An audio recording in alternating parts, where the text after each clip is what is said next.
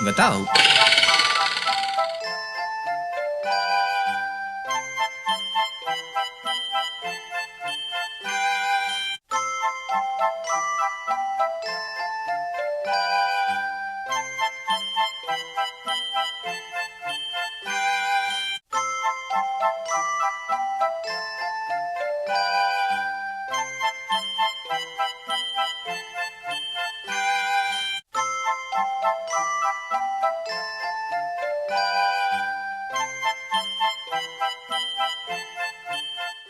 Baik sahabat kreatif, tentunya kita sudah terhubung bersama guru dari SMA Negeri 2 Pedukal Utara Pali untuk kelas 12. Dan hari ini kayaknya sudah siap-siap sahabat kreatif dari siswa-siswi SMA Negeri 2 Pedukal Utara Pali. Dan sudah bersama Bapak Alfian Kurniawan MPD GR. Halo, selamat pagi. Assalamualaikum warahmatullahi wabarakatuh. Halo. Waalaikumsalam warahmatullahi wabarakatuh. Apa kabar, Iya, apa Mas Rian? kabar ini Bapak Alfian? Udah lama kita nggak ketemu Pak ya. Alhamdulillah baik. Betul sekali, sekian Iya, purnama ya. karena Dulu kita ini ketemunya udah waktu muda. temen lama sahabat kreatif ya, dan akhirnya ketemu belajar di RRI. Luar biasa sekali ya Iya, Bapak yang betul satu sekali. ini. Baik, Pak, hari ini kita akan belajar seputar bahasa Indonesia ya, mata pelajaran bahasa Indonesia. Dan tema Betul. kita isi dan kebahasan teks novel. Bagaimana nih kondisi di Hmm. sebelum kita mulai untuk materi kita hari ini? Bagaimana kondisi di Pedukal Utara Pali ini untuk SMA Negeri 2 sekarang? Kayaknya Baik, sekarang kalau lagi. untuk kondisi cuaca hari ini pagi ini cerah sekali yang jelas, dan tentunya juga kalau untuk aktivitas ya kita masih daring. Aha, Namun di sini karena kita wilayah pelosok nih, kebetulan mhm, Mas Rian ya, karena mhm. wilayah pelosok juga kita terjangkau perekonomian peserta didik yang tidak semuanya ada di menengah ke atas. Jadi Oke, sebagian tuh ada yang belum punya ponsel, belum punya gawai seperti itu. Jadi baik. mereka yang belum punya ponsel atau gawai, mereka memang disiagakan untuk bisa belajar di sekolah. Tetapi Oke, tetap protokol kesehatannya tetap kita patuhi di situ. baik. Jadi Mhm. tidak memaksakan mereka untuk kalau nggak ada ini bisa langsung datang ke sekolah langsung ya. Betul sekali ya. Betul. Itu kayaknya di belakang masih ada proses belajar mengajar nih, Pak. Kebetulan mereka ini rombongan dari OSIS Oh, dan juga Bujang Gadis, dan kebetulan memang kita ada agenda untuk besok sekaligus juga hari ini rapat pagi ini. oke, boleh dong saya hi dulu yang di belakang biar lebih Iya, semangat lagi. oke. Ya, Bujang Gadis dan OSIS kita say hi dulu untuk rombongan dari Pro 2. Hai. Iya, semoga sehat semua ya. Oke. Baik. Amin, amin, amin. Baik, dan hari ini kita akan belajar tentunya mata pelajaran bahasa Indonesia dengan tema isi kebahasan teks novel. Baik, gimana Pak Alfian? Apakah sudah siap? Sangat siap dong. Sangat siap ya. Baik, langsung saja tentunya untuk siswa-siswi dari SMA Negeri 2 Pedukal Utara Pali dan juga untuk sahabat kreatif, kita akan belajar di RRI dengan tema mata pelajaran bahasa Indonesia dengan tema isi dan kebahasan teks novel. Ya. Iya, semoga sehat semua ya. Baik. Baik, dan hari ini kita akan belajar tentunya Ya. mata pelajaran bahasa Indonesia. Saya coba share screen dulu ya. Baik, gimana? Oke, tunggu sebentar Pak ya. Jadi suara agak-agak delay ya. Tadi, Iya. aha, oke. Lagi diperbaiki terlebih dahulu. Mhm. Baik, tentunya sudah bisa? Gimana? Sudah masuk belum? Oke, kita masih menunggu tentunya share screen dari. Oke, siap, udah. Udah masuk ya. Mhm. Sudah masuk, Mas.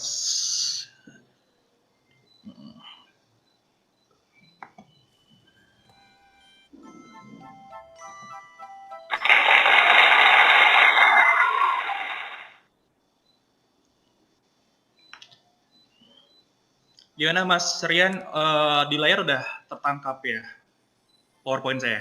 Oke, oke, sudah. Nah, ini sudah masuk nih Udah Pak. ya? Oke, siap. Ya, baik. Sebelumnya saya ucapkan selamat pagi dan salam sejahtera selalu untuk pelajar hebat Sumatera Selatan, terutama untuk kawasan di Kota Palembang tercinta. Ya, jadi di sini kita berasal dari SMA Negeri 2 Penukal Utara, Kabupaten Pali. Jadi Mas Rian udah pernah ke Pali, Mas? Ke Pali udah. Udah Udah, pernah, udah ya. pernah Nanti kunjungan tapi lagi nih. tapi kerja waktu Boleh itu. nggak sama kita nanti di sini ya? Siap, ditunggu ya. Iya, baik. Baik, ditunggu sekali pastinya. Nah, jadi kita di sini akan mempelajari mata pelajaran bahasa Indonesia. Jadi kebetulan juga untuk peserta didik sekalian, kami informasikan bahwa untuk kelas 12 memang tahun ini USBN dan UNBK itu ditiadakan dan itu kembali pada kebijaksanaan dari provinsi masing-masing dan kebetulan di Sumatera Selatan itu nanti untuk kelas 12 akan dilaksanakan yang namanya ujian satuan pendidikan atau USP namanya. Nah, USP ini sendiri itu nanti produksi soalnya akan dibuat oleh sekolah masing-masing tetapi mengacu pada kisi-kisi yang dibuat oleh Dinas Pendidikan. Dan syukur alhamdulillah kebetulan ya sekitar 3 minggu yang lalu saya terpilih sebagai tim pengembang kisi-kisi untuk Provinsi Sumatera Selatan. Jadi artinya di sini nanti paparan materi hari ini akan sangat berguna sekali untuk rombongan kelas 12 karena di antara dari apa yang saya sampaikan itu nanti akan berhubungan dengan soal yang insya Allah akan dipertanyakan pada USP yang jatuh kalau tidak salah tanggal 3 sampai tanggal 10 April 2021 nanti ya. Jadi untuk pelajar hebat Sumatera Selatan, kita akan mempelajari terkait masalah teks novel ya. Dan kompetensi dasar yang saya angkat ini berdasarkan dari kompetensi dasar di kurikulum darurat kelas 12. Saya mengambil kompetensi dasar yang berada di KD 3.4, yakni menganalisis isi dan kebahasaan novel. Ini merupakan pelajaran bahasa Indonesia yang ada pada kelas 12, baik itu di SMA, SMK, ataupun juga MA sederajat. Dan tentunya tadi sudah saya kenalkan, nama saya Alfian Kurniawan, MPDGR, dari SMA Negeri 2 Penukal Utara, Kabupaten Pali. Baiklah, untuk pelajar hebat Sumatera Selatan, ketika kita berbicara mengenai suatu novel, nih Mas, kalau Mas Rian udah sering nih baca novel? Dulu, kalau sekarang ini kan udah banyak ini ya online jadi agak berkurang nih. Sudah agak berkurang. Oke, Iya, novel apa nih Mas kira-kira yang sudah pernah dibaca nih sebelumnya? udah lupa ya Pak ya. Udah lama banget. Udah lupa ya. Zaman-zaman sekolah dulu ya. Mungkin zaman-zaman dulu kita masih punya Lupus ya. Betul, betul. Sinetron dulu ya. Kalau sekarang mungkin Dilan Pak ya. Oke, jadi kalau kita lihat gimana Mas Dian? Kalau sekarang mungkin Dilan ya zamannya ya. Ya, Novel-novel sekarang Dilan zamannya gitu. Dilan ya. Iya, Tapi kalau zaman-zaman kita SMA dulu, ketahuan betul ya kita udah lama bener. udah tua Itu dulu Pak ya. ada ayat-ayat cinta. Karena saya ingat kalau Mas Rian dulu zaman-zaman dulu itu masih Harajuku, hara kanan hara kiri ya Iya, rambutnya dulu tidak ya. usah dibahas Pak ya masa lalu Sekarang ya. udah insaf sepertinya sekarang. Oke, lanjut. Oke. Jadi kebetulan kita kalau lihat di tayangan ya di Salindia saya mohon maaf saya menyebutnya dengan sebutan Salindia karena istilah kata slide itu adalah bahasa asing atau bahasa Inggris. Untuk bahasa Indonesia namanya Salindia. Di Salindia saya itu ada gambar dari sampul Dilan 1990 dan juga Ayat-Ayat Cinta yang merupakan novel bestseller yang dikarang oleh Habibur Rahman Al-Shirazi. Nah, berbicara masalah novel, kita akan mengetahui dulu latar belakang atau hal-hal kecil yang tentunya harus saya jelaskan. Apa sih novel itu sendiri?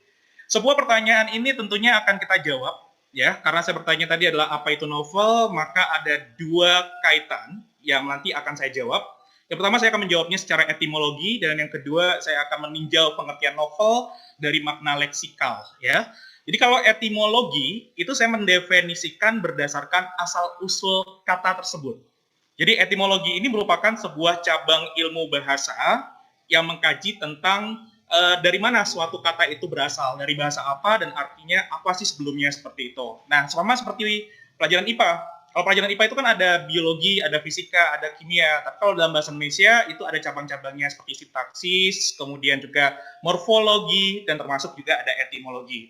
Nah, kita lihat di situ, kalau secara etimologi, ternyata dulu kata novel itu sendiri berasal dari bahasa Latin, adik-adik sekalian. Nah, bunyinya itu adalah novelus yang diturunkan dari kata novis. Nah, apa arti kata novis itu sendiri? Novis sendiri ketika diterjemahkan dalam makna bahasa Indonesia itu artinya adalah baru. Kenapa baru? Karena di sini kita ketahui novel termasuk ke ranah karya sastra. Dan karya sastra ini terbagi atas 3 genre.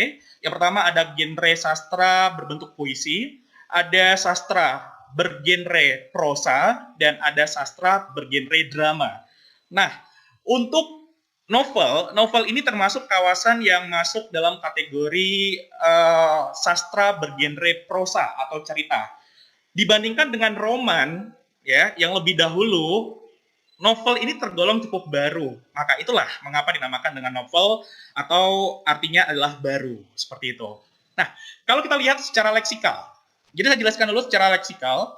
Makna leksikal itu adalah salah satu jenis makna dari berbagai macam jenis makna yang ada dalam bahasa Indonesia. Jadi kalau makna sendiri itu bisa dibagi ke dalam 2 macam. Yang pertama ada makna leksikal, yang kedua ada makna gramatikal. Makna leksikal itulah makna yang berdasarkan kamus. Biasanya muncul dari kata-kata yang masih berbentuk kata dasar.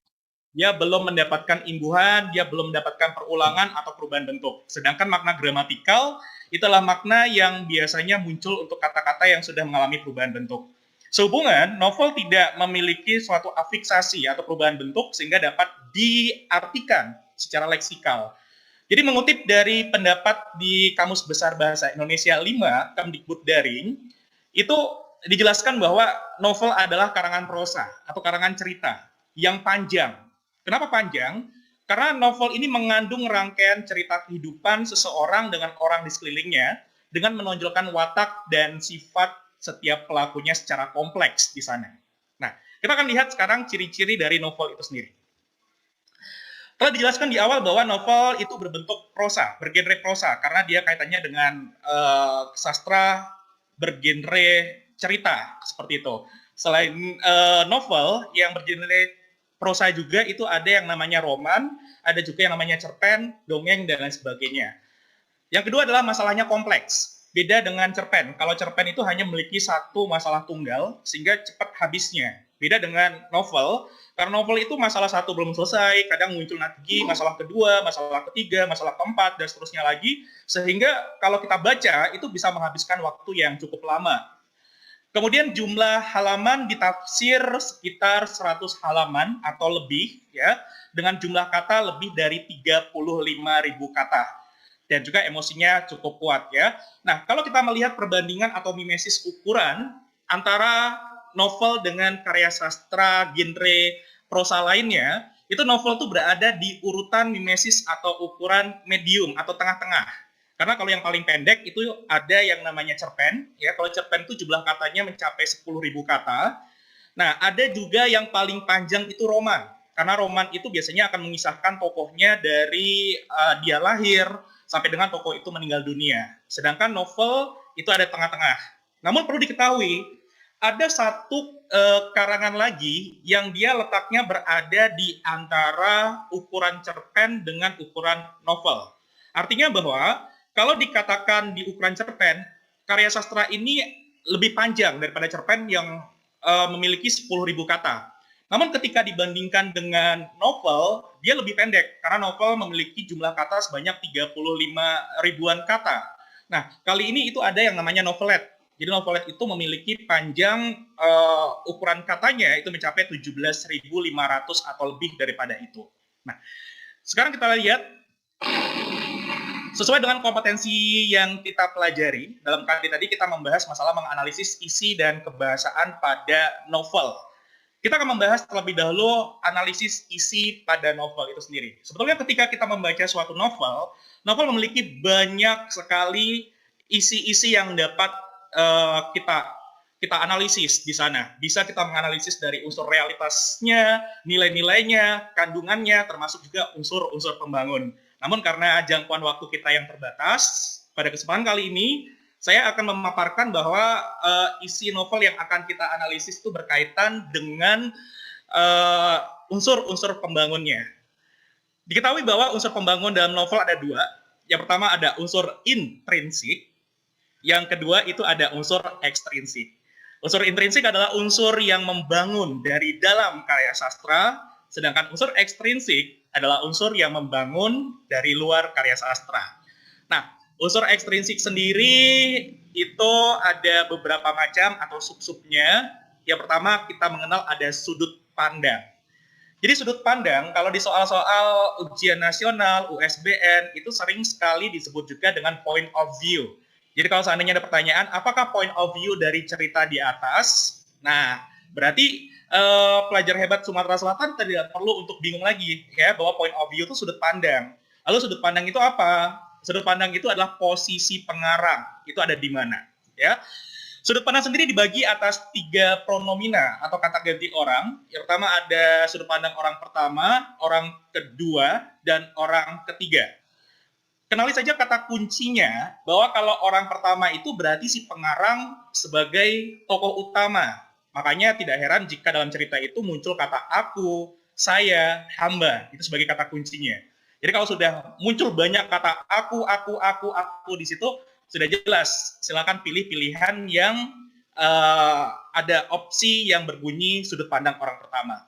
Namun, sudut pandang orang kedua meletakkan kepada orang di sekitar pengarang sebagai tokoh utama. Makanya kata kunci untuk sudut pandang orang kedua itu ada kata kamu, engkau, kami, kita, atau menyebutkan kata-kata sapaan seperti saudara, ya, kemudian tuan, dan lain sebagainya. Nah, berbeda dengan sudut pandang orang ketiga. Sudut pandang orang ketiga ini bisa jadi si pengarang tidak ada dalam cerita atau si pengarang terletak jauh dari si tokoh utama.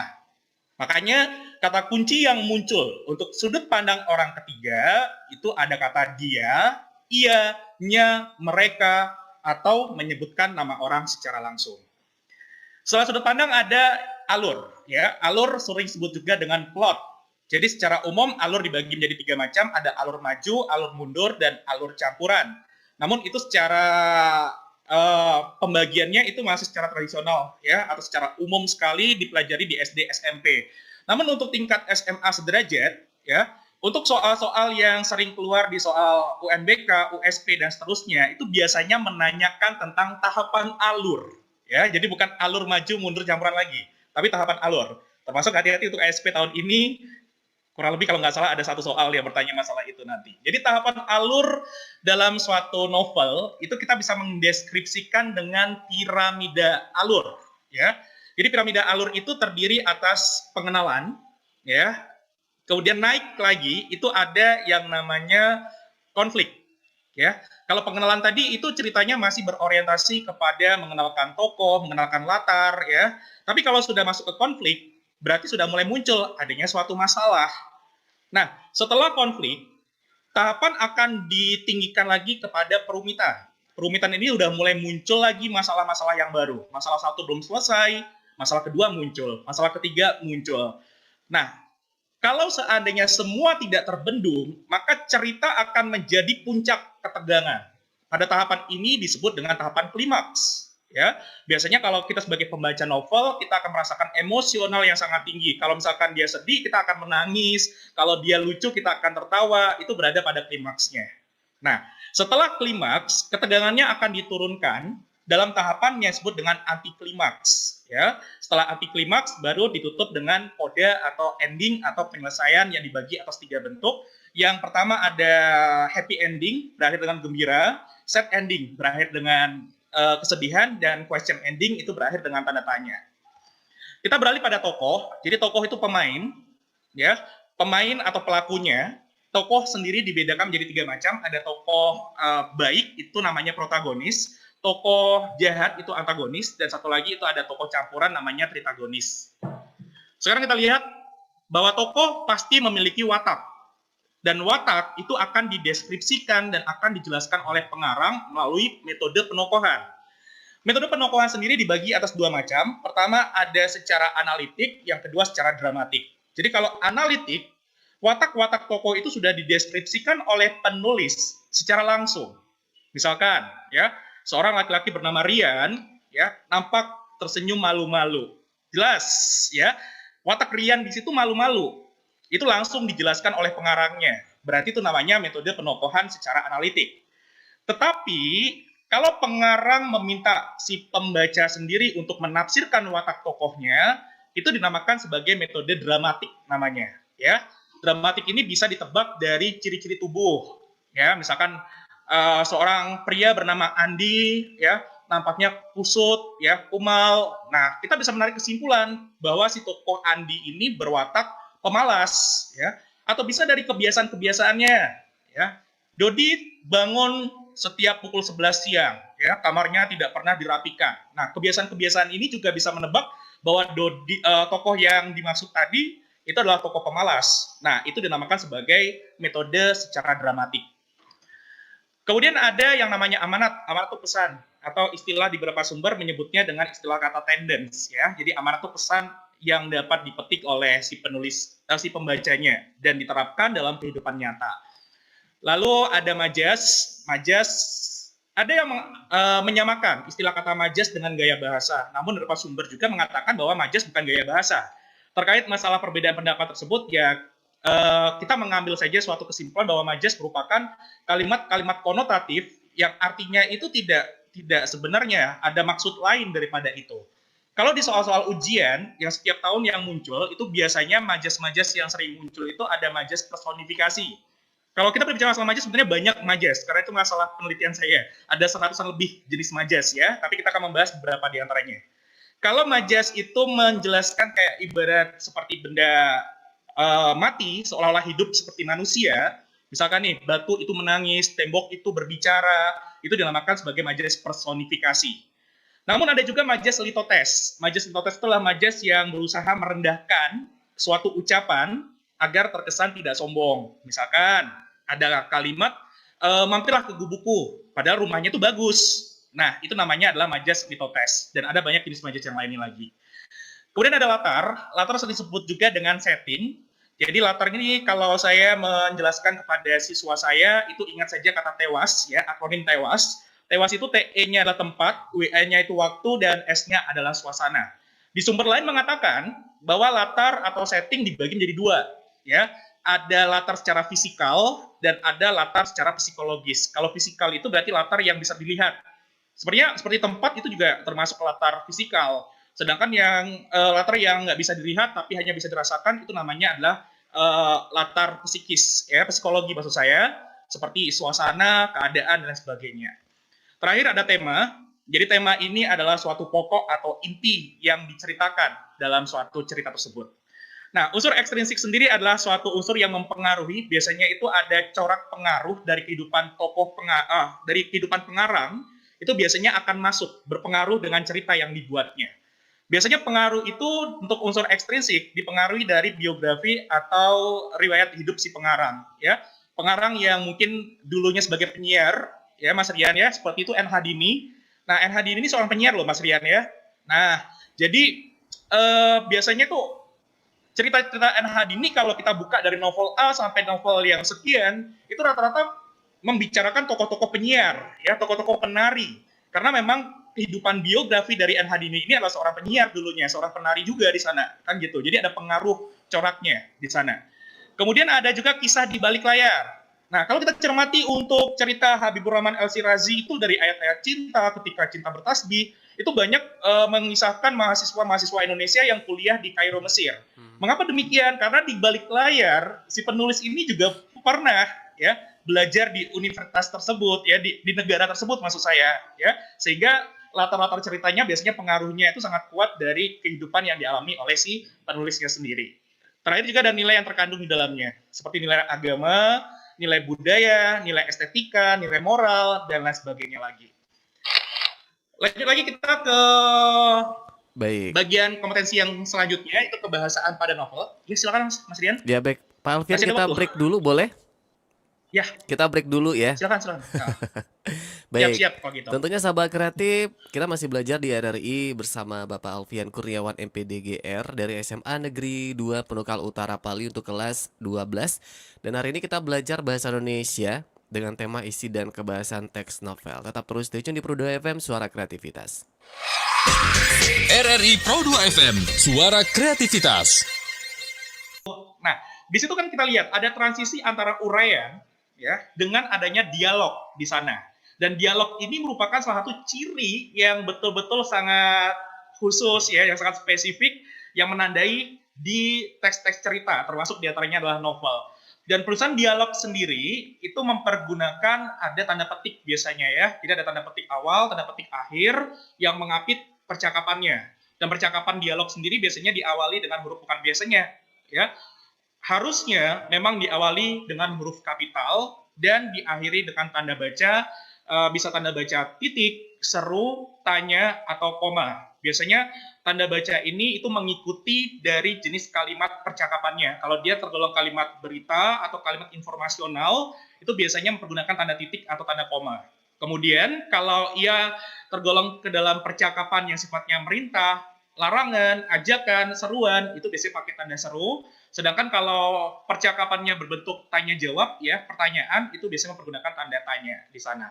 Nah, terkait masalah pengertian kata dialog, beberapa sumber mengatakan bahwa dialog itu adalah percakapan dua orang, ya.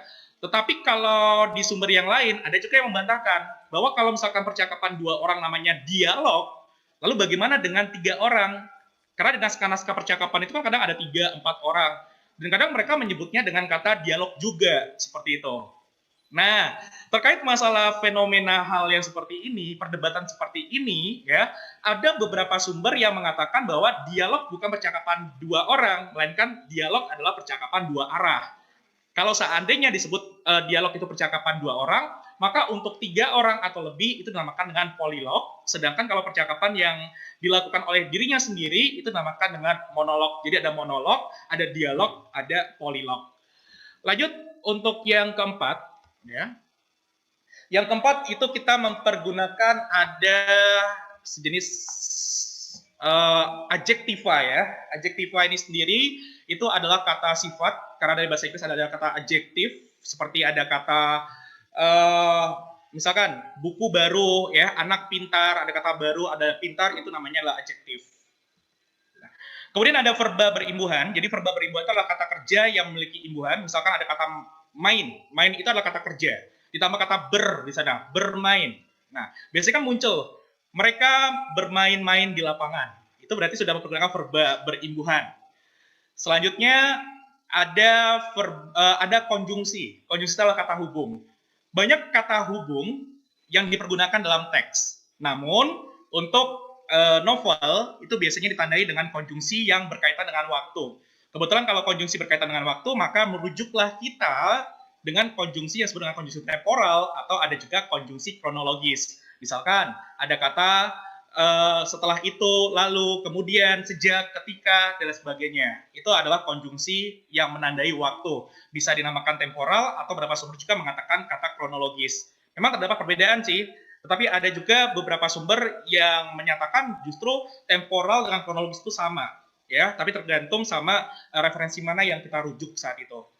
Selanjutnya adalah ciri kebahasaan ketujuh itu mempergunakan verba mental. Verba mental ini sendiri itu adalah kata kerja yang bersifat abstrak, tidak bisa dilihat, biasanya hanya bersifat persepsi, ya, persepsi atau dia afeksi ataupun juga dia itu bersifat kognisi ya, kognitif seperti itu. Misalkan ada kata memikirkan, ya, merenung. Itu merupakan kata kerja yang secara gamblang itu nggak bisa untuk dilihat oleh mata secara langsung, tapi hanya bisa dirasakan atau dipikirkan saja. Itu namanya adalah verba mental. Itu saja mungkin Mas Rian, kita ke tanya jawab atau bagaimana?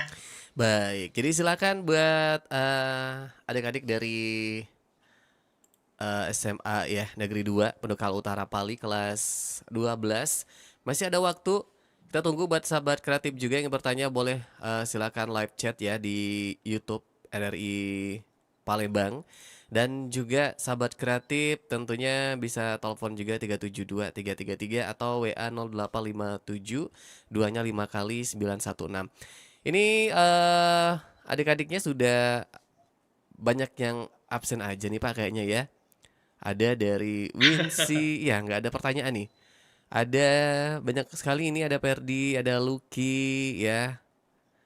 Oke, Winsi, assalamualaikum, saya Vinci. Oke, Winsi, assalamualaikum, nama Renti. Dan juga ada Ratu Ariwi, assalamualaikum, nama Ratu Ari. Baik, nggak ada pertanyaan nih sepertinya Pak ya. Mungkin sahabat kreatif atau boleh. masih ada yang ingin bertanya. Kita masih ada waktu sampai jam 11 nanti ya. Silakan boleh di live chat kita di RRI Palembang, atau juga sahabat kreatif boleh bergabung juga via WA di 0857 2-5 kali 916. Kita break lagi ya, Pak. Oh, ini ada yang Oh, bertanya boleh, nih, boleh. Pak. Ada Kalau yang gitu. bertanya nih.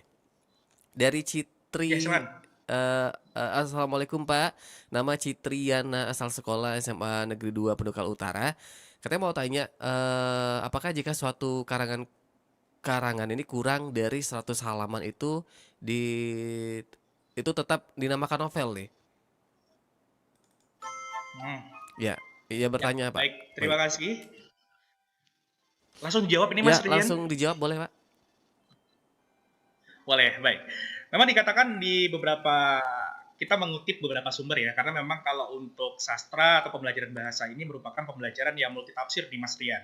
Jadi banyak sekali penafsiran-penafsiran atau pendapat-pendapat yang berbeda. Baik. Nah, yang dipaparkan di situ dikatakan bahwa novel itu mencapai 100 lembar halaman, ya, 100 lembar halaman itu batas minimal, itu dinyatakan oleh beberapa sumber seperti itu. Ada yang mengatakan bahwa ketika di bawah dari 100 itu nanti jatuhnya bukan lagi ke novel, tetapi dia nanti akan menjadi yang namanya novelette. Mungkin itu jawabannya. Baik, terima kasih untuk Citriana ya. Ada yang bertanya lagi Ya, silakan. Citriana. Masih ada waktu, tentunya lewat live chat di YouTube RRI Palembang ya. Atau sambil menunggu itu kita coba latihan analisis nih Mas Rian ya. Boleh silakan, Pak. Kita menganalisis teks langsung ya. Oke. Kembali ke slide dia saya. Di sini saya mengutip ada sebuah kutipan dari novel karya Agnes Davonar. Ini pengarang novel ini apa namanya? Surat Kecil untuk Tuhan yang sempat bestseller ya. Tapi ini saya mengambil dari novel judul lain yang berbunyi Ayah Mengapa Aku Berbeda dan sempat juga menjadi box office juga di salah satu bioskop yang terkenal ya di Indonesia ini sendiri. Sedikit kita membacakannya dan kemudian setelah itu kita akan analisis isi dan kebahasaannya. Dulu semasa kecil, mungkin aku tidak pernah merasa beban ini begitu besar dalam hidupku.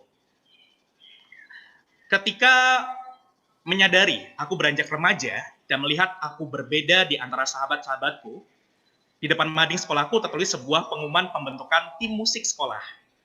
Aku ingin ikut dalam tim itu, tapi sayangnya aku hanya bisa meratapi nasibku. Aku pun pulang untuk bertemu dengan ayah. Aku terduduk dengan wajah penuh kesedihan. Dalam duniaku, hanya ayah yang bisa mengerti apa yang aku katakan, walau itu harus dengan bahasa tangan yang ia pelajari dengan susah payah. Aku mengetuk pintu untuk memberi tanda bahwa aku ada di kamar untuk berbicara dengan ayah. Ia melihatku dan melempar senyum. Angel, ayo masuk. Silakan duduk di sini, nak. Ada apa? Bagaimana pelajaran kelas kamu hari ini? Aku tertunduk, lalu ayah mulai bisa membaca wajahku. Apa yang terjadi, nak? Ceritakan pada ayah. Ya, mengapa? Hal? Tanya ayah padaku. Aku menangis dan usiaku saat itu hanya 12 tahun dan duduk di sekolah menengah pertama. Aku tidak bisa bernyanyi ya, tidak bisa mendengar. Mengapa ya? Ayah melihatku sambil tersenyum. Apakah kamu merasa bersedih karena itu? Ya, aku bersedih. Aku ingin seperti mereka, bisa bernyanyi dan mendengarkan indahnya musik. Kalau kita cermati dalam teks ini kalau kita lihat dari isi dan juga kebahasaan, kita pahami bahwa kalau kita lihat di sana, ada banyak sekali kata-kata yang merujuk kepada verba. Misalkan kata melihat, ya. Terus lagi kata merasa, melihat, merasa. Kemudian juga di situ ada kata kesedihan. Nah, bentuk-bentuk ini merupakan verba-verba yang tidak bisa terlihat secara langsung, tetapi dia banyak dipikirkan, lebih kepada persepsi, afeksi, dan kognisi. Maka untuk itu, ini sudah menjadi kata kunci sebagai verba mental di dalam teks ini. Lalu kita bisa melihat di sini ada banyak sekali dialog-dialog. Maksud saya adalah ada banyak sekali percakapan-percakapan yang diberikan tanda petik di sini. Ini menandakan bahwa adanya dialog-dialog di dalam penulisan teks novel itu sendiri. Kemudian penggunaan kata ayah, ya, penggunaan kata aku jelas nampak di sana mempergunakan sudut pandang, ya. Sudut pandang aku ini merujuk kepada sudut pandang orang pertama, ya. Kalau ayah ini sudut pandang orang kedua. Namun secara dominasinya ini lebih banyak mempergunakan sudut pandang orang kedua, orang ketiga bahkan ada kata angel di sana, ya. Nah, jadi sudut pandang orang ketiga karena ini sifatnya cuplikan. Karena di cuplikan ini memang banyak kata ayah sebagai sudut pandang orang kedua, tetapi kalau kita lihat novelnya secara utuh itu banyak menyebut nama-nama orang, jadi sudut pandang orang ketiga yang muncul di sana. Lalu juga kalau kita cermati juga di situ ada kata-kata seperti apa ya, kata mendengar, mengapa, apakah kamu merasa bersedih ya, ini termasuk verba mental juga tadi, dan lain sebagainya lah di situ. Ya, itu saja. Mungkin ada kembali pertanyaan, Mas Rian. Baik, ini juga ada pertanyaan nih Pak dari Lucky. Katanya bertanya, coba jelaskan hal-hal apa saja yang perlu ditanggapi dalam pembacaan novel nih. Oh ya, baik. Ini konteksnya di luar dari kompetensi dasar yang sedang kita bahas, tapi tidak masalah karena hubungannya masih kepada ranah novel. Jadi ketika kita membaca suatu novel, ada hal-hal apa sajakah yang harus kita nilai ya, atau harus kita perhatikan di dalamnya. Cermati dulu, ini mungkin pertanyaannya lebih kepada teknik atau ke hal-hal krusial lainnya. Kalau misalkan secara teknik, hal yang harus kita cermati atau harus kita patuhi pada saat kita membaca novel, itu dari teknik suara pasti vokal, intonasi, artikulasi, ya. Artikulasi itu kejelasan pengucapan, kemudian juga ada interpretasi yang jelas. Interpretasi itulah kemampuan dari pembaca untuk menafsirkan isi dari novel itu sendiri. Itu kalau berbicara masalah teknisnya. Ya.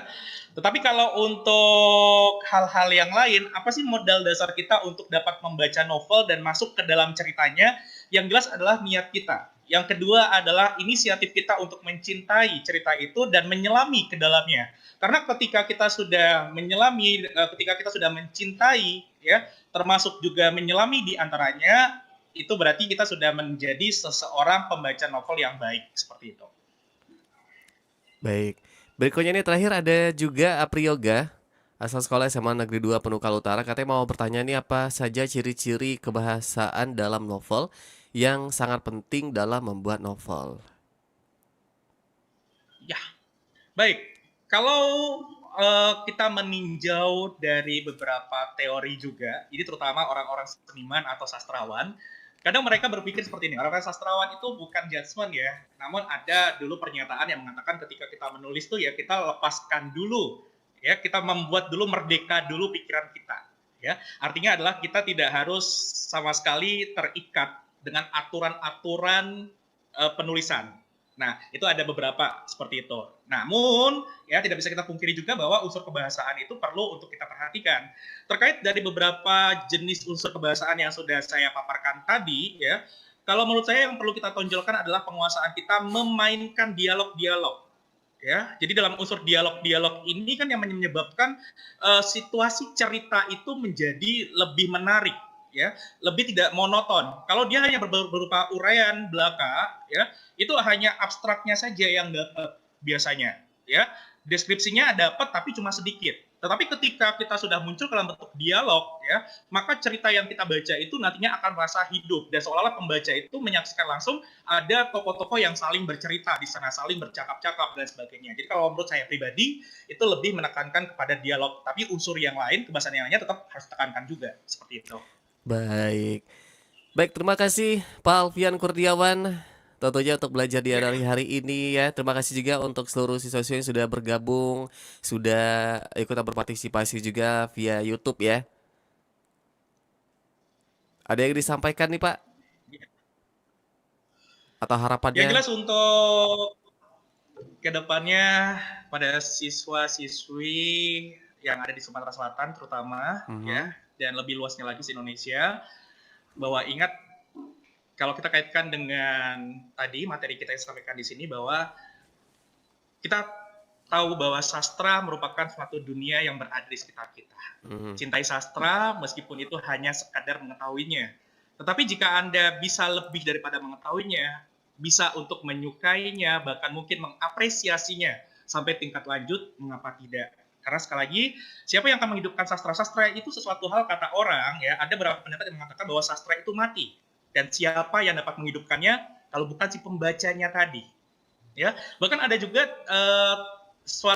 sebuah kutipan atau cuplikan yang mengatakan pengarang sastra itu mati.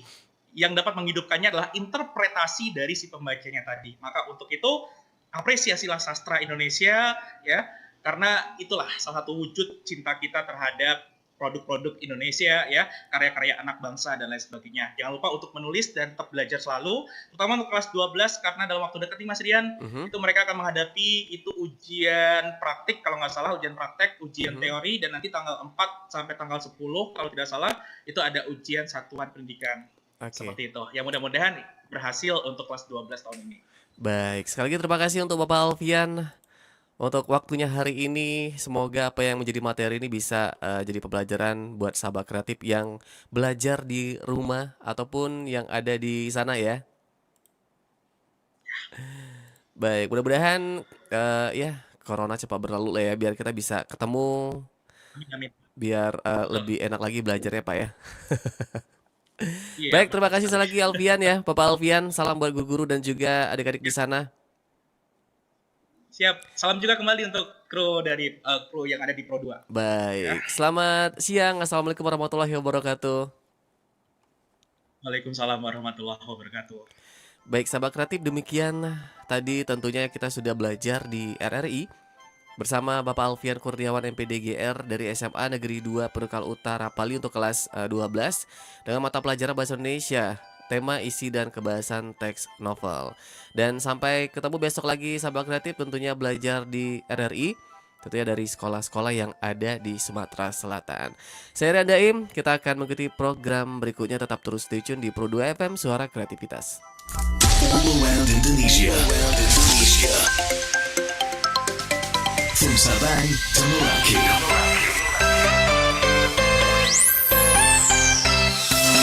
Pro 2 FM. Suara Kreativitas. Suara Kreativitas. Indonesia,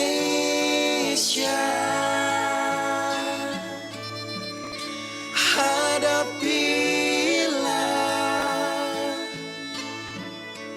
dengan tulus dan ikhlas. Ini pasti berlalu. Indonesia.